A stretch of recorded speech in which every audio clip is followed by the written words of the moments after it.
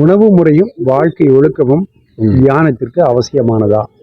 ஏன்னா எதுக்காக இந்த கேள்வினா, சில பேர் சைவ உணவு மட்டும்தான் எடுத்துக்கணும், அல்லது வாழ்க்கையில கஞ்சி மட்டும்தான் சாப்பிடணும், காரம் புளி எல்லாம் குறைக்கணும், அந்த மாதிரி எல்லாம் நிறைய விஷயம் இருக்குங்க.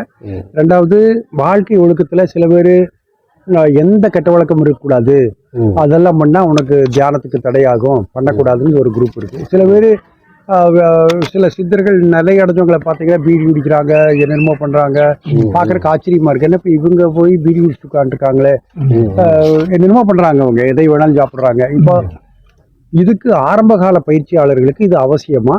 இது எந்த அளவுக்கு இல்லை? உணவு முறை கட்டுப்பாடுன்னு சொன்னா சைவ உணவு சிறந்தது. ஆமா, சைவ உணவு சிறந்தது. ஆனா உணவு அளவா சாப்பிடணும்னு இல்லை, அவங்க வயசுக்கு தகுந்தபடி எல்லாம் சாப்பிடலாம். அதில் சைவ உணவு சிறந்தாகும். சைவ உணவு ஒழுக்க நெறி கட்டாயம் வேணும். ஆமா, ஒழுக்கம் மனிதனுக்கு அவசியம், கட்டாயமா. மனதை ஒடுக்குறது, அந்த மனதை கட்டுப்படுத்துறதுக்காக ஒழுக்கம் வேணும். உணவு ஏன் அப்படின்னு சொன்னீங்கன்னா, இந்த உணவை பொறுத்து அந்த ரத்தம் உற்பத்தி ஆகும். நம்முடைய சாப்பிடக்கூடிய உணவை பொறுத்து மனதை பேதப்படுத்தும். மனம் பேதப்பட்டா நீ செயல் பேதப்பட்டோம்.